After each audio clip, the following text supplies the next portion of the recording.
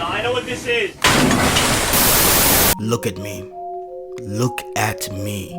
Look at me in the eyes when I tell you this. I don't care. I know this isn't anime. I know this isn't one of the K-dramas I promised I was gonna do. And don't worry, I'm still gonna do it. You swear. You swear. We don't want any swearing. It would have to be a promise. A prom. And when you what's prom? Half a promise. Yeah, no, it's not good enough. But right now, I kinda just need a break from East Asia. I'm not gonna lie. Talk to me when Mashoko Tensei is done. Maybe I'll talk about that. Because right now, I think I need some good old-fashioned red, white, and blue, baby.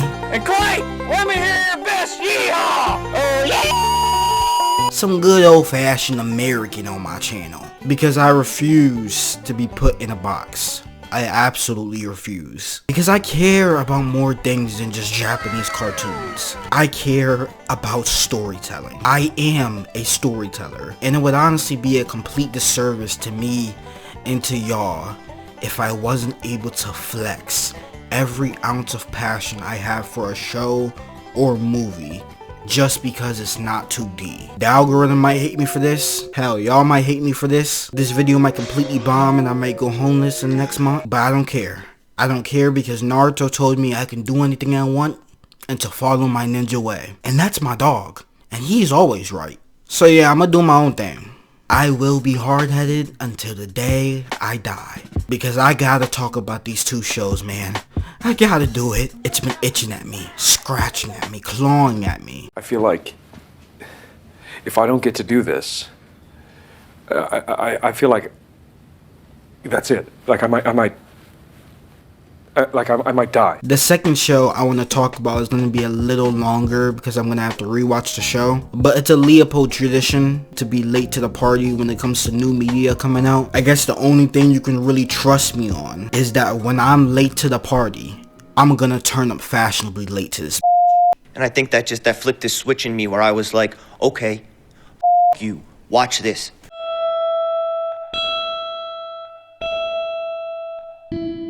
Is that what I think that is? I know that's not what I think that is.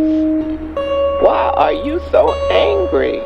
Okay, after me. Why are you f***ing with me? Lord God, I come to you, sinner. Lord God, I come to you a sinner, and I humbly repent for my sin.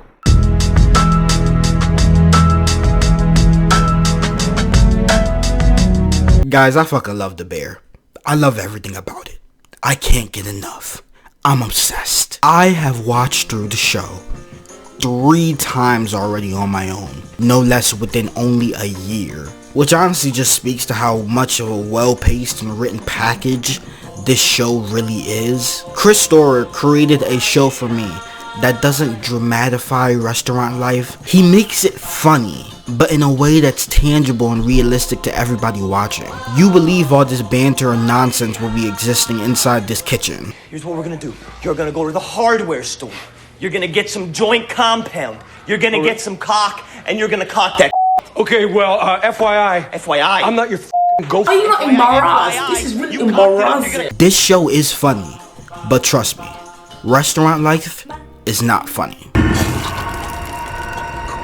This show puts up a mirror to this lifestyle, and what's staring back can be so ugly, yet so raw, fastly cut, chaotic, heartfelt, endearing and hopeful, and just straight up fucking human. I think the thing that just pisses me off is something that I'm probably too embarrassed to admit,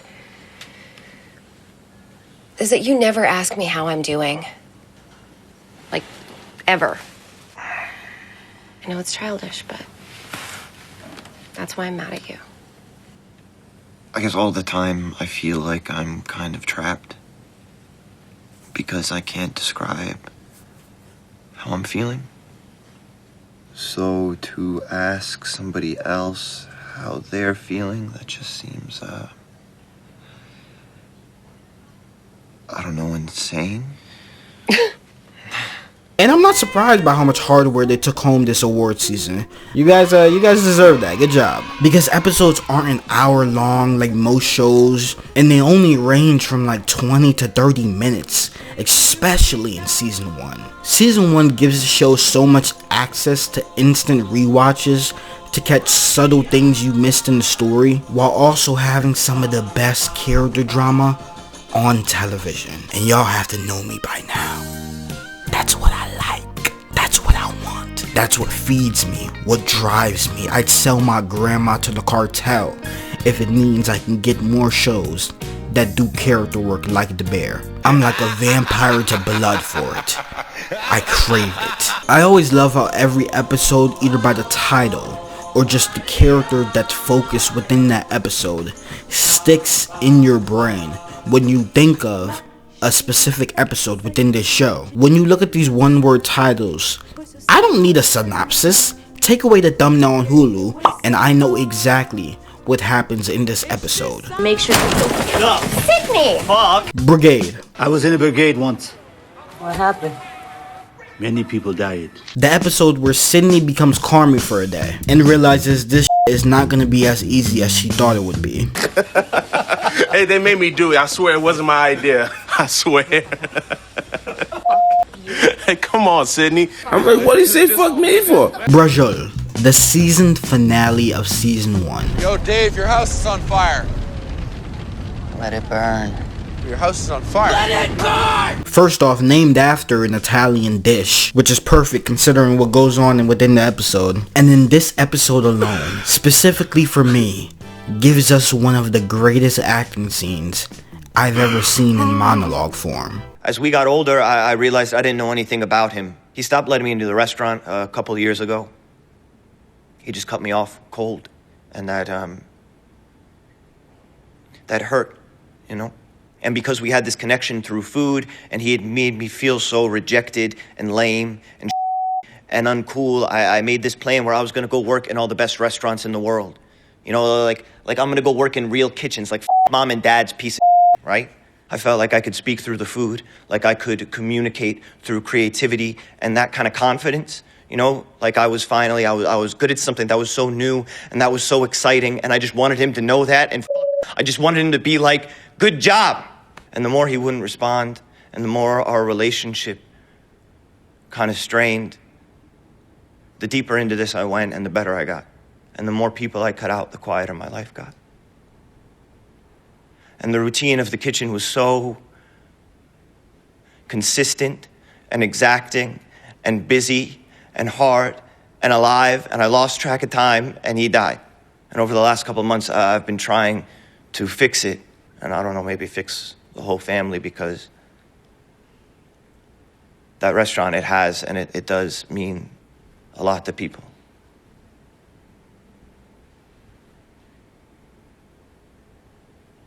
It means a lot to me.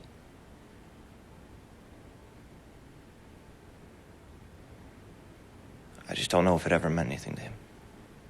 No, he's fucking good. That motherfucker don't miss, man. He's good. Good God, I love this scene.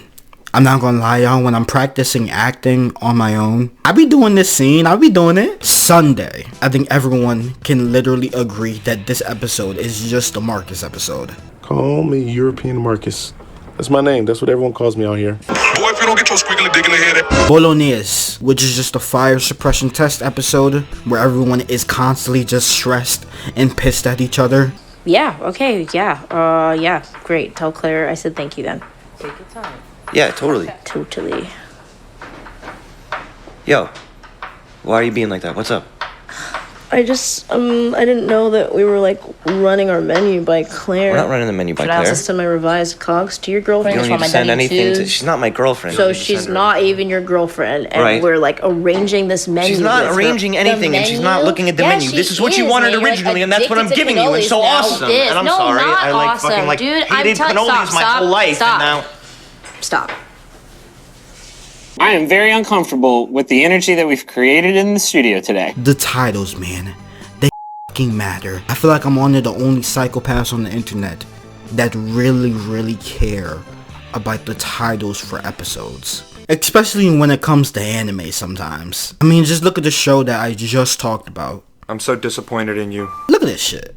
What is this? Like, motherfucker, these are just sentences. You're not making titles. You're just writing bullshit. By this title alone, I can't tell you a single thing that goes down within this episode. It's like they were trying to be profound and thought-provoking, but ended up just looking pretentious. Titles matter, y'all. They fucking matter. They have weight. For example, System, baby. System. You can barely afford to pay people, but system. Talk to me about labor. I thought this was your house.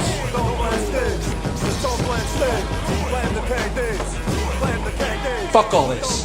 the pilot episode of The Bear is perfect. No notes. The reason I got into this show specifically is simply because of how good I've been hearing it was on social media, and also because they would not stop shoving this Carmy Claire ad down my throat. The name? You don't remember the name? I don't think we even told anybody the name. 100% told me the name. I bet you $1 million. You don't know the name. Prepare to be out of $1 million, dude. I'm making fun of it now, simply because I actually really like that scene now. Go figure. And that's really why I decided to get into this show. I love that I went into this practically blind. I had no clue what I was getting myself into starting this show, and then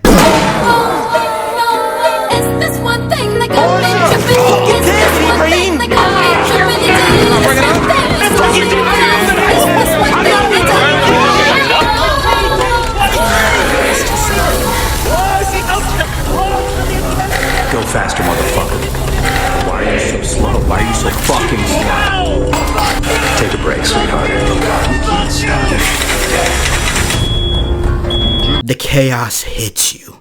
And let me just say, I fell in love. The Edgar Wright style of editing, the long takes, camera work, zoom-ins, yapping, the human dialogue, the realism, the visuals. But I would be lying if I didn't say what really made me fall in love with this show. It's pretty simple. I love the chaos. I'm crazy. I'm insane. It felt like familiar territory, like a battlefield I've entered one too many times before. Keep in mind, I fucking hate cooking for myself. This show got me to like cooking for myself. But now I can only do it with a blue apron yelling kitchen slang. Behind! Jesus, dude. I've basically worked in fast food my entire adolescence. Dunkin' Donuts was my first ever job, but the first time I ever worked at a legit family restaurant, I don't think I've ever hated something more in life. I'm not gonna lie. It was a pizza job. I was depressed as can be, and I was just hiding my animosity through a smile the entire time. And as much as I love a chaotic situation, I realized at that time that I do love chaos, but to a point. Controlled chaos, if you will. And I think The Bear does that scrumptiously. This show gets in your head and doesn't let go. It's like that time Plankton started walking around near SpongeBob's brain. That's how I feel. The show murders atmosphere. Everything feels real. The location in Chicago, the busted up restaurant in the middle of the hood. What the fuck? Dude, get down! Yo, what the fuck? Kidding me? Good? Yeah. Mother. Everybody okay, yeah? Yeah. Sounds like pistol. What the fuck is going on around here? All right, I gotta leave, okay? John, we just started. Come on, man. Listen, there's a lot to see in this life. Not wasting it here. The main employees you talk to at work because you hate everybody else. The random mofos in the back that you never talk to. Yo, listen up! Okay, I just yell like that? Yeah, make it worth it. Take this green tape off before it gets to us. It takes 5 seconds. Because once it's soapy and our fingers are pruned, we can't fuck with this shit. Cool? Yes, chef. Who are you? The old head you got beef at the job, but he kinda cool. The sweet Hispanic lady that always calls you Poppy. This is Tina. This is the lady you want to see. Richie, baby, you just came from a funeral? Yeah, funeral of all my enemies. No, I wear suits now, T. Shit, you wear them well, Papa. Hey. Your work best friend, your other work best friend, your boss's sister you kinda have a crush on. I mean, look at her. It can't just be me. Okay. What this pilot did for me most of all was capture that panic stress of restaurant life perfectly, that only people that have seen it with their eyes can understand. It did this in cinematography, the editing style, the set design, the sound design.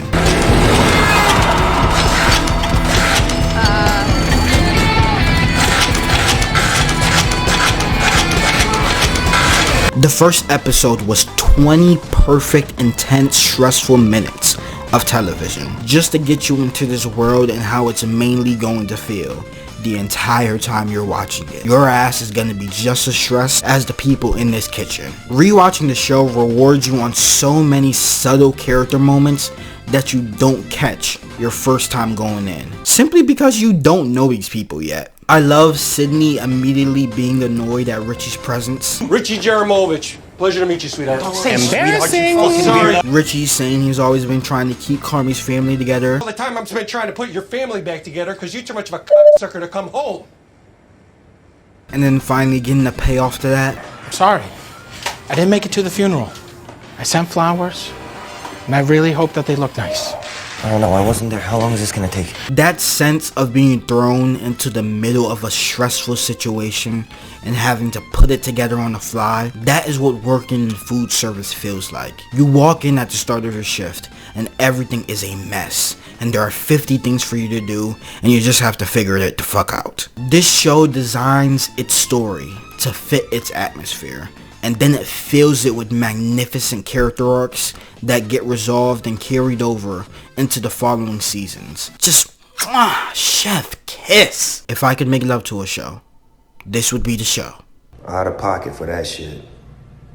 Way out of pocket. I really like the subtle detail of Carmy almost opening the can of spaghetti, basically almost speed running the season until he says fuck it, I'ma commit to what he wants to build the restaurant on, his own vision. I never saw that on my first go around, and now it's really funny to see. One of my favorite episodes is Hands. Hands! Somebody fucking answer me! Get that sandwich at the $5 hands! Goodwill. Fucking Christ! Hands, please! Please! Getting to see Carmy's time in New York, something I hope we get to see more of in season 3, because we never see this again. We just jump into this chaotic fire immediately. The show is always keeping you on your toes. You're always engaged, and I love it. Does that make me a psychopath? I don't know. But I don't think I can do it anymore, guys. You know me. We get it, right? Story, tone, editing, drama, etc. They fucking nailed it. But that's not why we're here. What about the characters? Carmy Berzatto is just me if I decided to become a chef, and I'm so sad about that. It's so fucking true, y'all. It's so fucking true, dear God. I love Carmy Berzatto as a character, the human embodiment of trauma. I truly think he might be up there with some of my favorite TV protagonists of all time. Now, I never seen Shameless, but Jeremy Allen perfected this role so much that he somehow plays an asshole Chicago native in 2 different shows, and they both feel like 2 different people somehow. They definitely typecasted the hell out of him, but good God, did they strike gold, because Jeremy Allen is a dog of an actor. I have to remind myself to breathe sometimes. I have to remind myself to be present, you know? Remind myself that the sky is not falling, that there is no other shoe, which is incredibly difficult because there's always another shoe.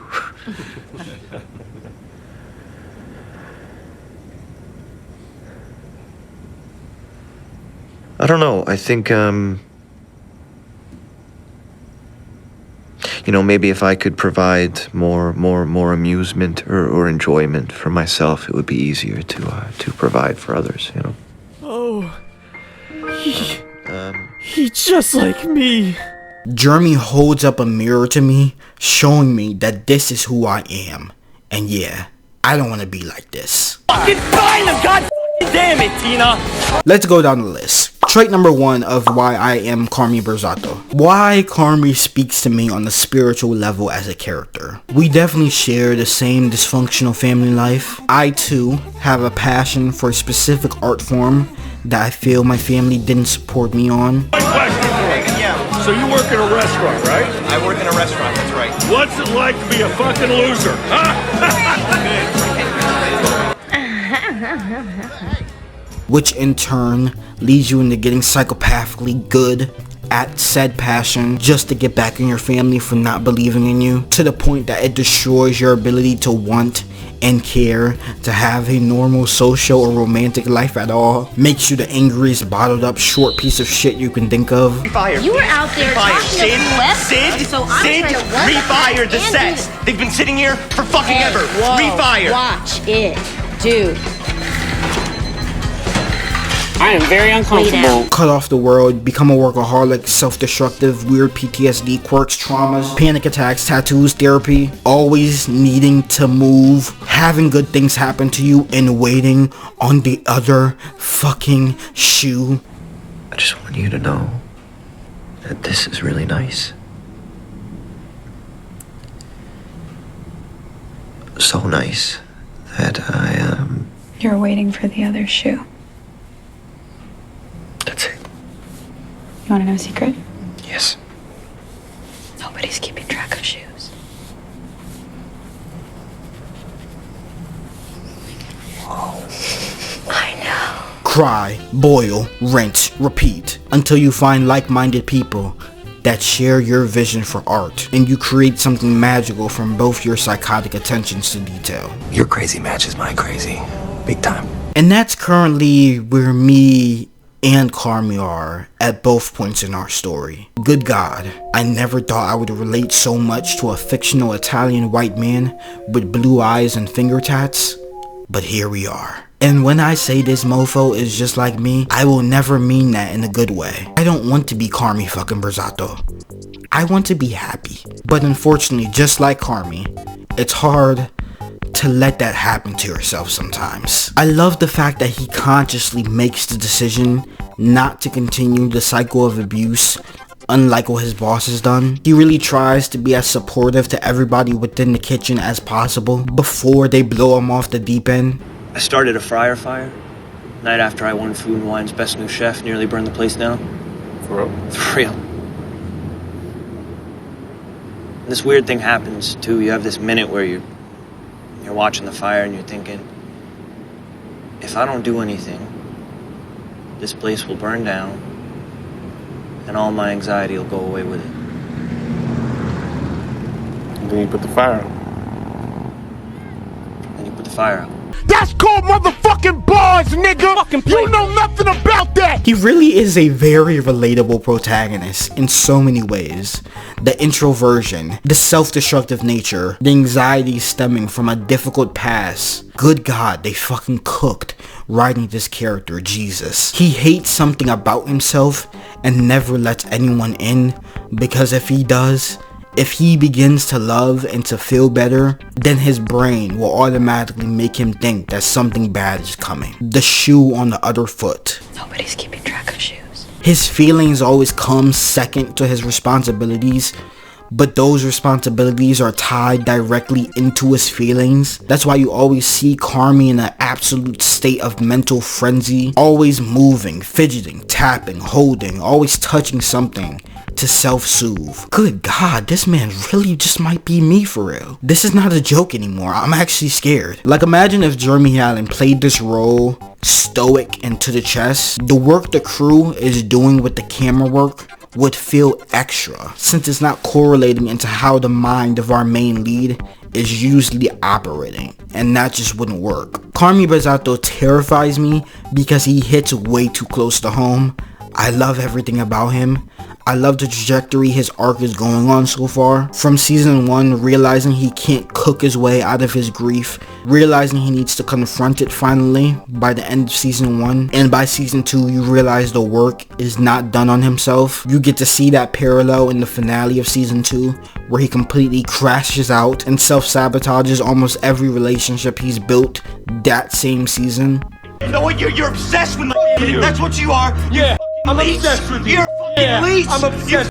You leech. Yeah. I should have cut you the fuck out. Love you. I should have cut you the fuck out. You I fucking me. love you. You fucking yeah, you need me. You fucking need me, you motherfucker. Fuck you. Shit. Fuck you. Piece of fucking shit. Fuck you. Hope you fucking freeze to death.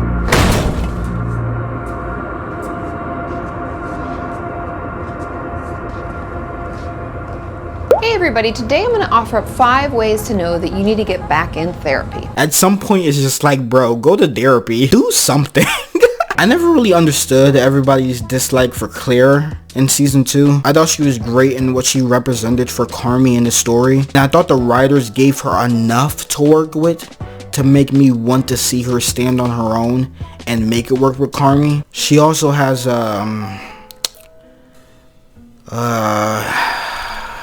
if your brother is addicted to the bunny, send him to the bunny brigade.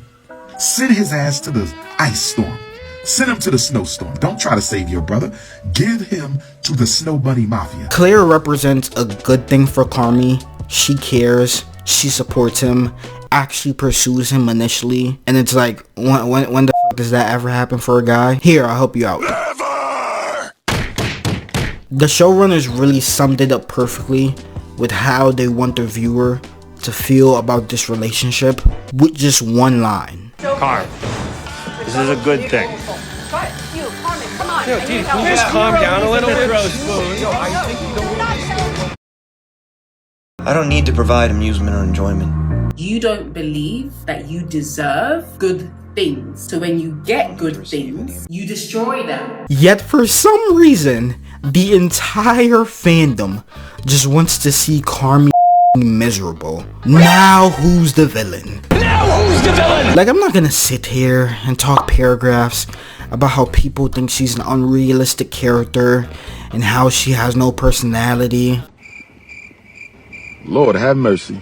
We must stay focused, brothers. I trust that the writers will see these criticisms on her character. Can somebody get this lady Claire away from Carmy? Because, oh my god, is this lady annoying? And make her seem like less of a dream girl in season 3. How could you remember the name? Because you're the bear, and I remember you. You're not the bear, you're my bear. And I'm a doctor who doesn't go to work. Yeah, I hope y'all don't care that I don't have the same hate boner that you guys do for Claire. I honestly just think we need to let the writers cook on this. And I'm going to give them the benefit of the doubt for season 3 on her character. Because I don't hate Claire. I have the same gripes that you guys have. It's just so funny how much y'all hate her. Look, I don't have your mutually sustained hate boner for the guy, okay? I don't have a hate boner for him. Dude, it's a pretty hateful boner. But now, we talked about my disgusting relatability to the ball of fire that is Carmy Berzatto. Now, let's talk about his other half. Hello, I'm Io Debris. I'm 5'6.5", Los Angeles, vaccinated. Sydney Aduma is the Skylar White to Carmy's Walter White. While Richie is probably just Jesse Pinkman, I'm not gonna lie. If Carmy reminds me a lot of myself emotionally, then Sydney definitely reminds me so much of myself verbally. What's your angle? Level with me. My angle? My angle's that I was hired to work here, so now I'm working here, and I'm trying to bring business in. That's my angle. Yeah, but it's the wrong kind of business. You know, you're bringing in all these fucking strokes. They're gonna box out the OGs. Okay, the OGs? Yeah, bus drivers, secretaries, teachers. Sorry, are we just naming No, it's just professions? I can do confusing. that People too. are gonna not know what's on the menu, what's not on the... I truly think Io Debris is the only person I can see playing this role. Sydney, the character, is such a particular person in the world. You can't really put your finger on it, but you know this person. Also, just look how cool her name is. This role was literally made for her. Sydney is legit just her character in Bottoms after she gets out of school. Io is perfect at playing this snarky, sarcastic, pretentious, analytically driven, likes to think she's always right character, and it's scary. And I love her simply because she reminds me of how I used to talk to people in the workplace, because I was always management. Plus, love the wiping, love that energy. Maybe we do it like on the floors, because they are so dirty. I almost broke my neck, and honestly, I think I'm gonna pass out just looking at them. What's up? Yes, Chef. Great, okay.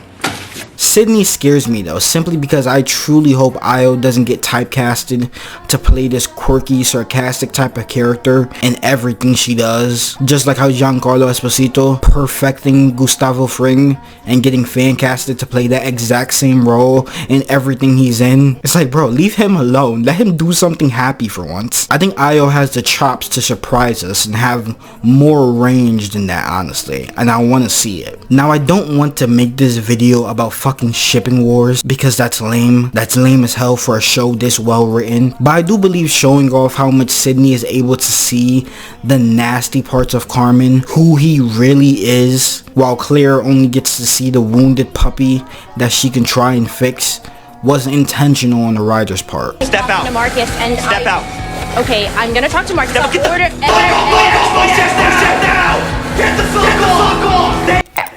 I could fix him, right? Until she finally gets the full shotgun blast of Carmy's temper. To put it simply, the thing I could literally say about every character in this show is that everyone knows a Sydney. I know a couple Sydneys. You probably know one or two Sydneys. I love her storyline in season 2, trying to figure out if Carmy is all into this restaurant or if he's letting himself get preoccupied with Claire. She even holds romantic advancement from Marcus simply because, bro, it's just not the right time. Also, why does Marcus just have the worst fucking luck and timing in the world? Killing the power in the restaurant, running into the meth guy. Is that meth? Oh God, barely. Dude, I'm so sorry. No, just a little bit. It helps me work. Wild. Macking on Sydney at the wrong times, always. And of course, I did it. I figured out what I was doing wrong. You know, I was trying to make a cake donut when it should have been yeast all along. Bitch, if you don't get out of my face. Because why the would you show me a donut when we are in the middle of a rush? You understand that I'm trying to lift this company on the ground and the majority of this restaurant is on my motherfucking back. And you trying to show me a raspberry glazed donut?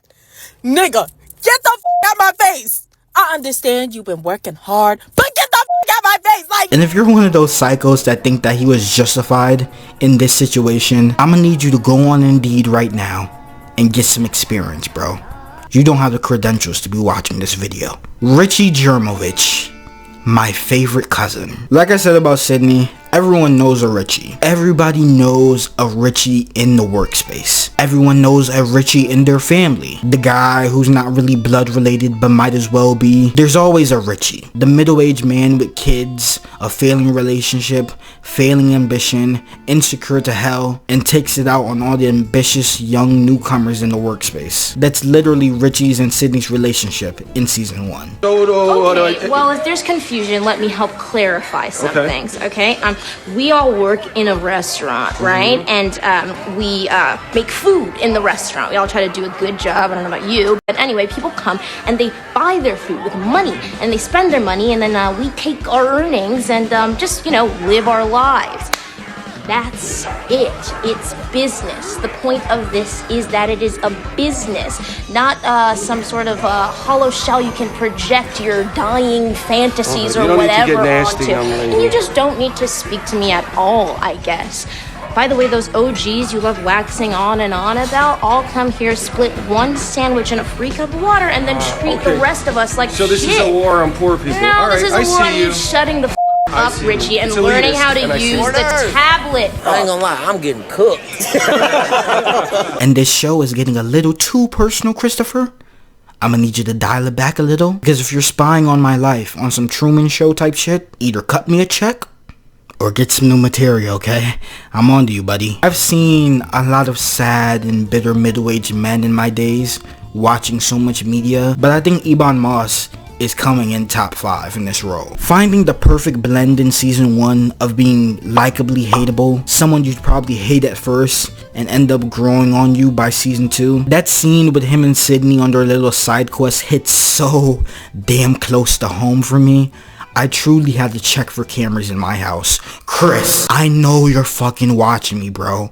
I'ma find those cameras. The inspo has to be coming from somewhere. The disdain for each other, the awkwardness of having to show for this middle-aged man who's clearly unhappy with how his life has turned out so far, legit is probably one of the saddest character arcs in the show to see laid out to you on rewatches. So when his arc finally comes to a head, and probably the best episode of the show so far. Chef, are we done with the forks? Yeah, Chef. Almost, Chef. Let me ask you, have you started shining forks since our first day? You can't help but smile to see this man catch an iota of a W. Forks is just good for the soul, bro. And it's probably good enough to be a standalone short film on its own, really. Forks is probably one of the best written climaxes and later payoffs to a character arc I've ever seen on TV. I love how in the beginning of the episode it's shot like a horror film, putting you in the emotions of Richie, thinking Carmy set him up to this high-class restaurant to humiliate him. Do you think this is below you or something? Man, I think I'm 45 years old polishing forks. No one is asking you to be here. I don't think anybody remembers your name. Nice try. You think I don't know how hard it is hiring people since COVID? We don't have that problem. It takes 200 people to keep this place in orbit, and at any given moment, one of those people that is waiting in line gets to eat here. They get to spend their time and their money here. I'm sorry, bro, but we need to have some forks without streaks in them. Every day here is the freaking Super Bowl. You don't have to drink the Kool-Aid, Richie. I just need you to respect me. I need you to respect the staff, I need you to respect the diners, and I need you to respect yourself. This nigga's spitting right now. And the more he opens up, the more he falls in love, the more he learns. Within just 1 week of learning about fine dining, the restaurant starts to light up around him, transforming him into someone you want to root for from now on. Why are you wearing a suit?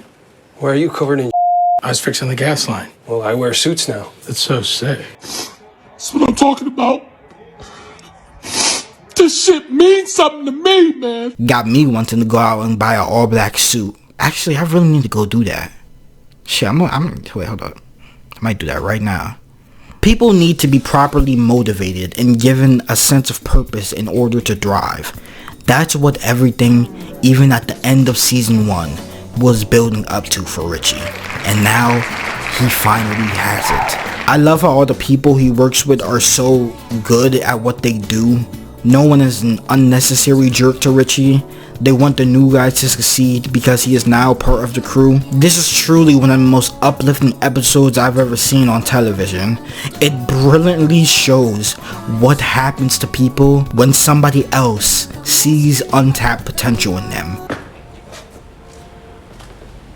Okay, let me say one thing before you start laughing at me. I don't hear anybody laughing, G. I get it. 11 Madison, dickhead.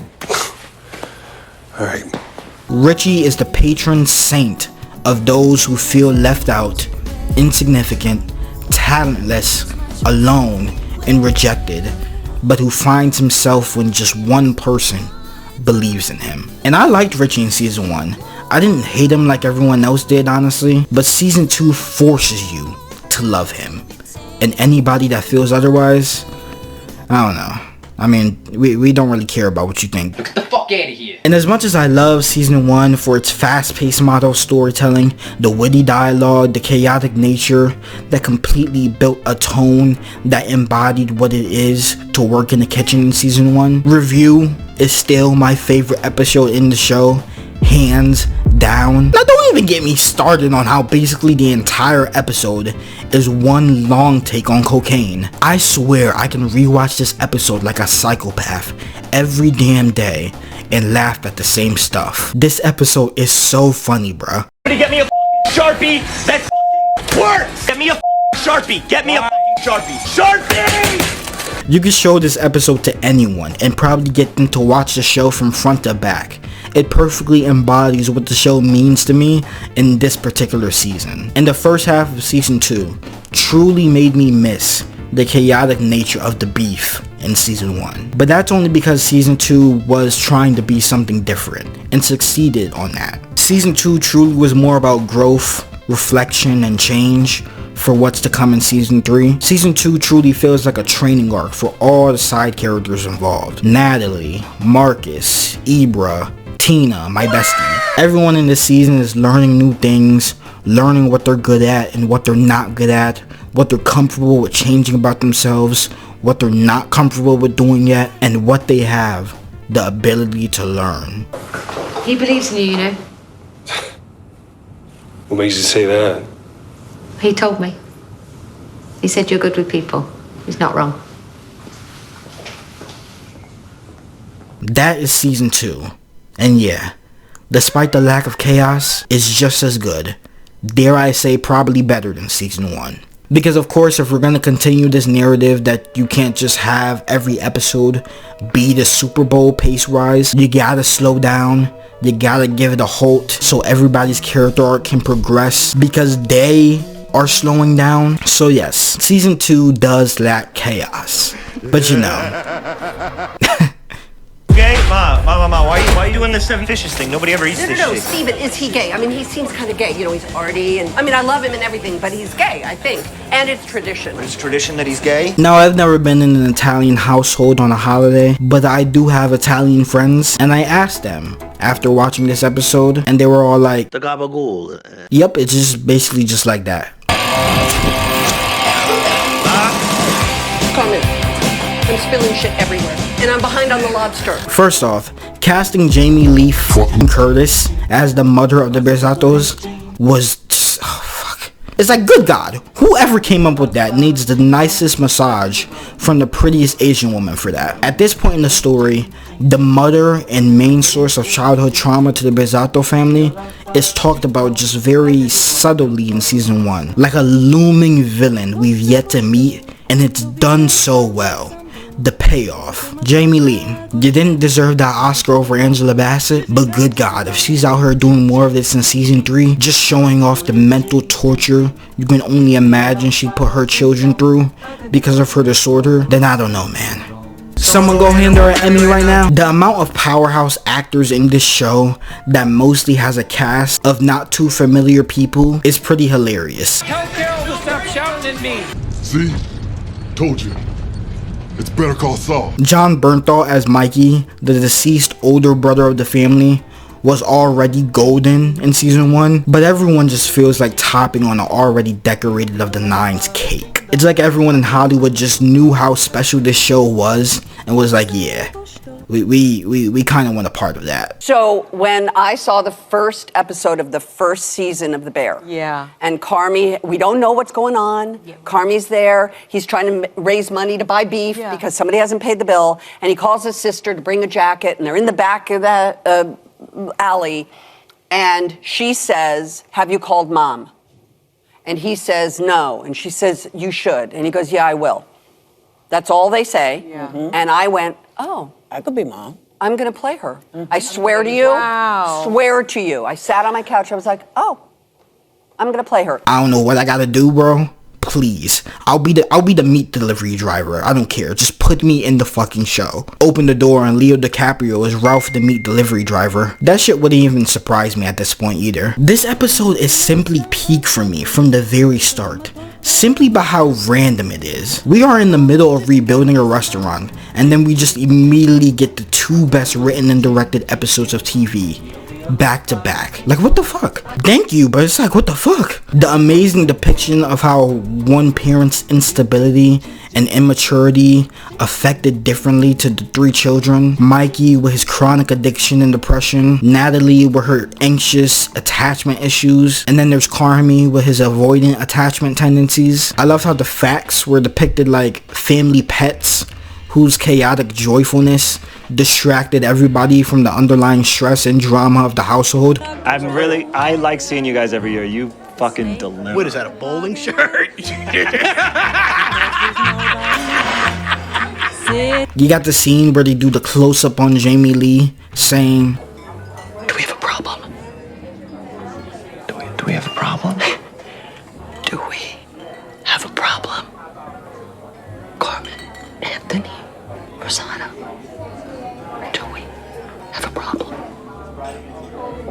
No. And it was probably the most chilling piece of acting I've ever seen from that woman ever. Like, I'm just like Carmy. I'm like, Mom, what the fuck? I didn't think anything could be more stressful than episode 7 of the first season, but good God, I was so wrong.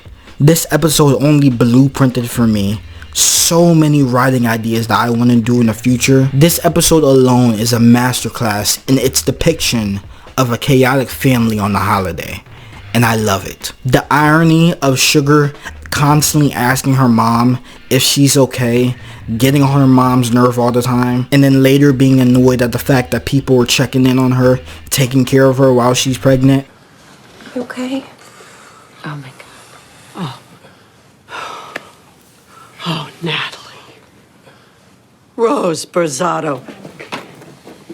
Do you know how much I hate when you ask me that? Okay. Do you know how much I hate Let's go that you ask me that? Okay. Do you ask the rest of these people if they're okay? No. Do I not look okay, Natalie? Not really. My favorite small moment in this episode is when Richie asked Tiffany if their daughter would like them, and then a little bit after in the conversation, Tiffany sticks her tongue out at Richie, which is the same thing Richie's daughter did to him a few episodes prior. It's just a cool small little detail to show you that, yeah, we pay attention. We pay attention to everything. I also think the timers in the kitchen also serve to symbolize the beginning of the countdown to Mikey's suicide. I might be reaching with this, let me know if I am. It's just the confrontation with Saul Goodman when he's telling him repeatedly that he's nothing may have been the tipping point for him. Just as Natalie asking her mom if she was okay was the tipping point for her. They were both 2 ticking time bombs. It's like, I don't know, man. It's like, what else do I say? Cinema. All in all, The Bear has become my new obsession over the past year, and I really hope y'all enjoyed my glazing of the show as much as I did. I'ma wipe my mouth now. But I just couldn't help it. This show is really good. It deserves its flowers, and I can only hope I could ever write a piece of fiction this enthralling and human. I'm gonna be holding a little small watch party for season 3 later this month, so depending on how this video is taken, who knows. I'd be down to do some more glazing for The Bear. We'll see. Okay, what anime did I miss in the meantime? Okay. What the fuck? I was reincarnated as the 7th prince so I can take my time perfecting my magical oh my God. Did you tell me this was over? There ain't no use talking it over.